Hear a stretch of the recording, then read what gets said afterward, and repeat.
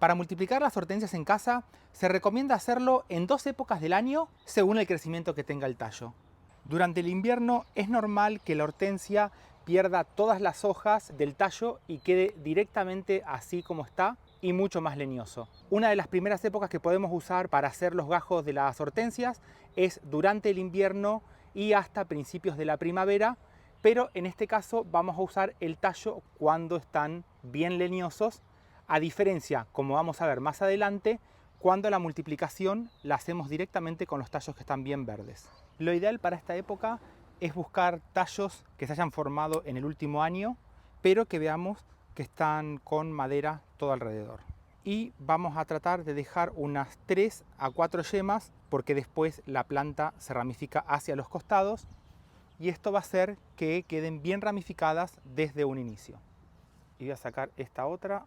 Una de las grandes ventajas que va a tener hacer estos esquejes de hortensia en inviernos y principios de primavera es que los tallos van a tener mucha cantidad de reservas y esto va a ayudar mucho más al enraizamiento. En una maceta que tengamos en casa le vamos a poner una mezcla que nos quede bien suelta. Más adelante en el video te voy a mostrar bien cómo hacerla, porque son plantas y más que nada cuando hacemos los esquejes tenemos que tratar de buscar un suelo que esté bien suelto, que drene bien. Le hago un corte en diagonal, pero acá no lo voy a cortar más porque tengo un par de yemas que esto por lo general una vez que enraiza suelen despertarse desde abajo de la tierra, van a empezar a salir y así es como se van a formar matas bien compactas, todas desde la base de la planta. Y las vamos a pasar por alguna hormona de enraizamiento. Acá lo vamos a golpear para que no nos quede exceso. Y otro de los puntos importantes para este tipo de plantas, más que nada cuando estamos haciendo los esquejes en el invierno, es que como no van a tener hojas, no vamos a tener que hacer ninguna poda.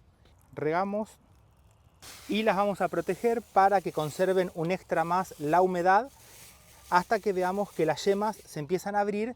Y a esto en invierno te voy a recomendar que lo dejes en algún lugar que le dé el sol de la mañana temprano, también puede ser de la tarde porque todavía no hace mucho calor.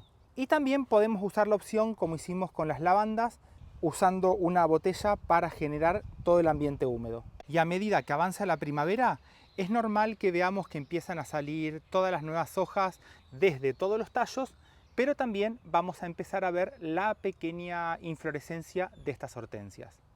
Durante toda esta etapa, cuando van saliendo del invierno y la planta se va desarrollando, si durante todo este tiempo llegamos a ver que las hojas se empiezan a poner de un color más amarillo y no tienen ese color verde intenso, podemos usar el sulfato de hierro y le estoy poniendo aproximadamente media cucharadita de las pequeñas en un frasco. Revolvemos para disolver todo este sulfato de hierro y se lo vamos a poner directamente a la tierra, tratando de ponerlo bien todo alrededor de la planta para que pueda absorber la mayor cantidad posible, y esto va a ayudar para que la hoja se fortalezca mucho más y vamos a ver que quedan bien de color verdes. Cuando estamos en verano o para finales de verano, te voy a recomendar usar el tallo cuando está verde, porque esto nos va a asegurar que tenemos mucha actividad por adentro y va a hacer que la planta enraice mucho más rápido. Para finales de verano vamos a cortarlos. Importante sacar la mayor cantidad de las hojas viejas principalmente, porque es una planta que va a evaporar mucha cantidad de agua. Y acá te voy a recomendar, como es un tallo que enraiza rápido, mínimo 1, 2 a 3 nudos le podemos dejar.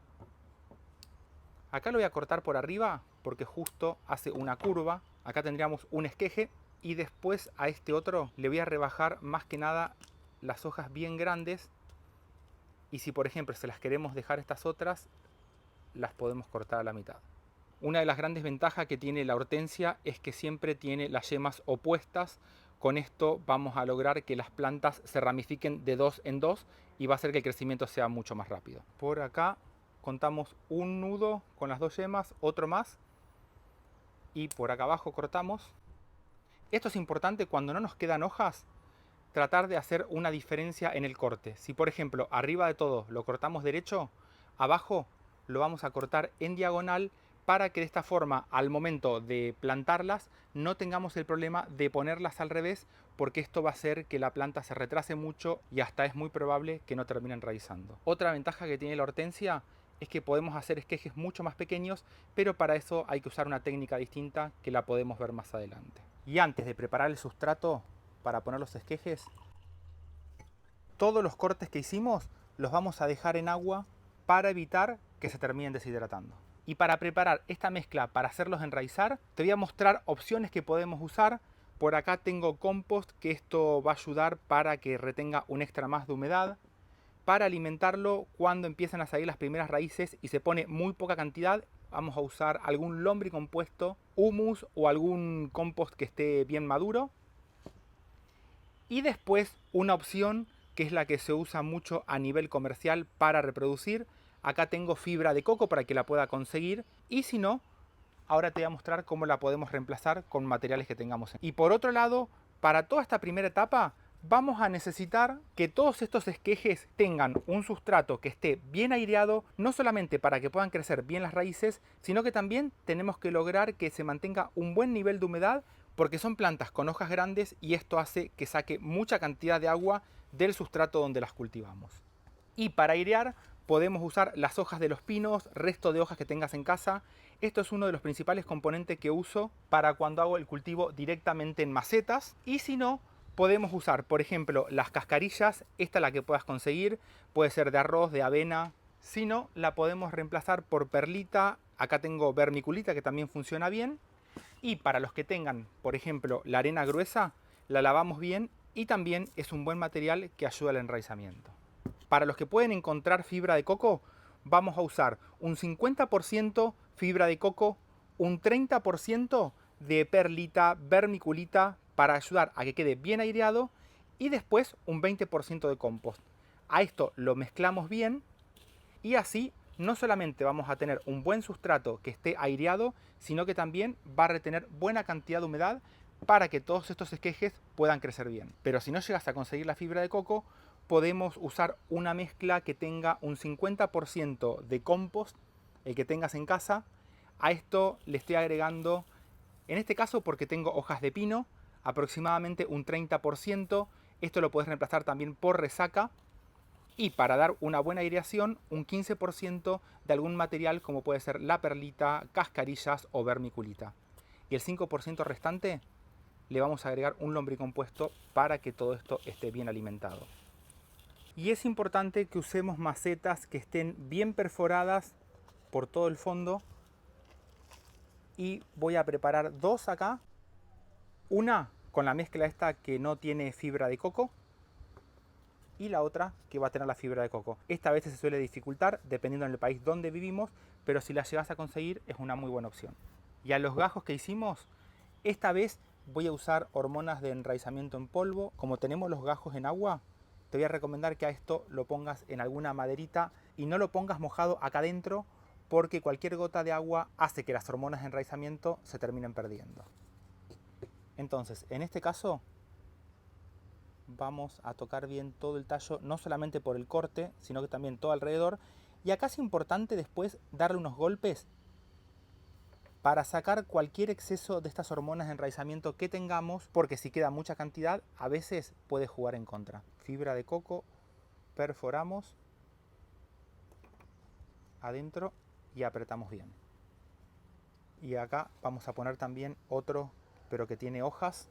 En este caso te voy a recomendar hacer el corte en diagonal para que las hormonas entren bien en contacto con todos los tejidos que son los que van a inducir este enraizamiento. Y de nuevo volvemos a golpear para sacar todo el exceso de estas hormonas. Esto es importante, que con un palito hagas una perforación para que las hormonas queden siempre bien en contacto con todo este esqueje de hortensia que pusimos.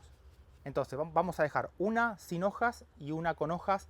Acá tengan en cuenta que este va a ser un esqueje apical porque nos quedamos con la punta de la planta, y este va a ser un esqueje que sacamos intermedio de todas las ramas que cosechamos. Y el otro por acá ya tiene el corte en diagonal. Más adelante, cuando todo esto enraíce y haga el trasplante, te lo voy a mostrar. Aproximadamente vamos a tratar de dejarlo unos 3 a 4 centímetros bajo tierra Y si a esto, por ejemplo, lo llegamos a hacer en ambientes donde podamos mantener bien la humedad, vamos a poder hacer todos estos esquejes de menor tamaño, aproximadamente con tal de que tengan un par de yemas, ya va a funcionar bien. Acá fíjate que en este caso una de las yemas quedó bajo la tierra, casi superficial, y ahora te voy a mostrar con uno de los esquejes que vamos a trasplantar qué es lo que pasa cuando queda así. Un buen riego, acá tenemos que ver que el agua se vaya rápido, esto es una buena señal, no solamente que vamos a mantener buena aireación, sino que también va a mantener un buen nivel de humedad. Y ahí empezó a caer. Y por acá atrás, con la fibra de coco, en este caso retiene un extra más de humedad. Para los que me consultan, esta agua verde es un agua que hago de una biopecera. Abajo en la descripción te voy a dejar el enlace para que la puedas hacer. Esto ayuda no solamente a enraizar mucho mejor los esquejes, sino que también aporta nutrientes para cuando estén saliendo las raíces. Y para mantener la humedad vamos a usar un recorte de una botella por arriba, lo vamos a dejar abierto para taparla y de esta forma vamos a lograr que el exceso de calor salga por todo este pico. Esta es una opción. Si querés usar la parte de atrás de la botella que recortaste, te voy a recomendar que le hagas varias perforaciones para que se pueda escapar todo este calor, más que nada porque todavía estamos para finales de verano y un exceso de calor adentro de estos mini invernaderos puede llegar a ser un problema. Pero también podemos usar, lo voy a recortar para que me quede por arriba, una bolsa de nylon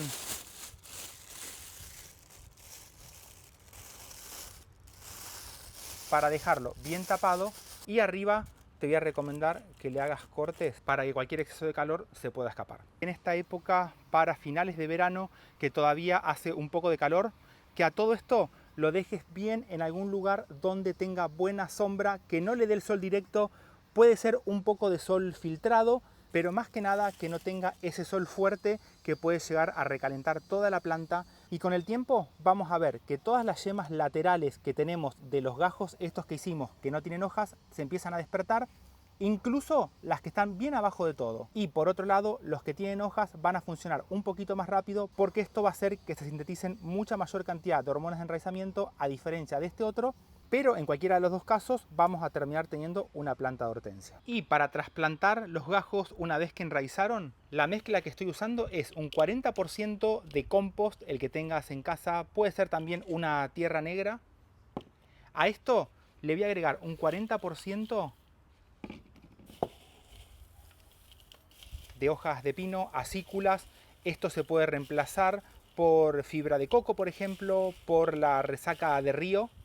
Esto más que nada va a ayudar no solamente a mantener todo más aireado, sino que también le va a dar un extra más de acidez porque el pH es un factor importante para lograr colores azules, blancos o rojos en todas las hortensias. Si le quedan pedacitos de tronco, mucho mejor porque esto va a ayudar a que quede más aireado. Y después le voy a agregar un 10% de corteza, en este caso es de pino, la que tengas en tu casa. Lo ideal sería que esté un poquito más partida y para alimentarlo un 10% del lombricompuesto.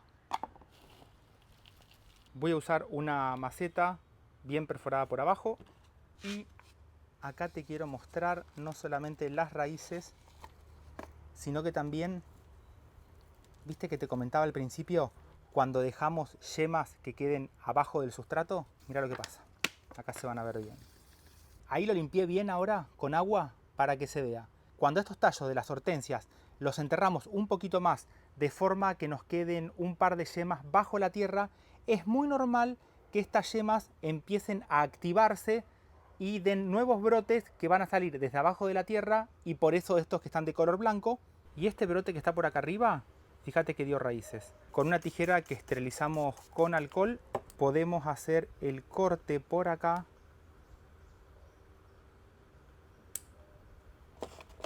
Y fíjate que terminamos teniendo una nueva planta con raíces y las hojas para empezar a cultivarla. Y esta, como es muy pequeña, le voy a cortar las hojas más grandes, que la vamos a poner en una pequeña maceta. La voy a dejar que se remoje bien en agua. Como tiene pocas raíces, voy a usar el mismo sustrato de los esquejes porque tiene raíces muy pequeñas.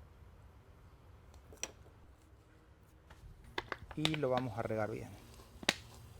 Acá sería importante, en este caso particular, taparla la planta para que le dé tiempo, así genera nuevas raíces. Pero cuando son más grandes, a estas directamente ya las podemos trasplantar como cualquier otra planta. Acá sí lo que te voy a recomendar, como se activaron estas dos yemas laterales que estaban abajo, lo enterraría dejando que apenas queden por afuera y antes le hacemos un riego mojando siempre bien las raíces, más que nada porque estamos en una época que todavía hace calor y vamos a cubrir con cuidado para evitar de no quebrar estos pequeños brotes. Es por eso que cuando se hacen los esquejes de las hortensias es normal ver que desde abajo empiecen a aparecer muchos brotes desde abajo de la tierra, y esta es una gran ventaja de este tipo de plantas como son las hortensias, que es muy normal que todas las yemas de abajo terminen dando buena cantidad de ramas nuevas y eso hace que la planta se haga bien compacta. Acá porque las tapé, pero ahora esto es lo que vamos a buscar. Aparte de regarla para que las raíces estén bien hidratadas, vamos a buscar de desenterrar estos dos pequeños brotes que ni bien empiecen a ver la luz, esto empieza a fotosintetizar y vas a ver cómo crecen rapidísimo. Fíjate el agua. Y también las vamos a volver a dejar bien a la sombra. En este caso, la planta más grande va a crecer bien porque tenía mucha cantidad de raíces, pero en esta otra, que era más pequeña, te voy a recomendar que la cubras con alguna botella, siempre que esté perforada por arriba, por acá, para que se vaya todo el exceso de calor. Y es importante a estas plantas mantenerlas bien hidratadas en toda esta época de verano, porque son plantas que tienen hojas muy grandes, por acá evapora mucha cantidad de agua, pero como son plantas que van a tener una inflorescencia muy grande, cada uno de estos pétalos que vemos por acá en realidad son hojas, mirá la cantidad que tiene, y por cada uno de estas hojitas va a terminar evaporando mucha mayor cantidad de agua. Por eso es muy importante mantener buen nivel de agua a nivel de todo el sustrato para que estas plantas no sufran la deshidratación y terminen teniendo buena cantidad de flores. Te mando un saludo grande. ¡Chau!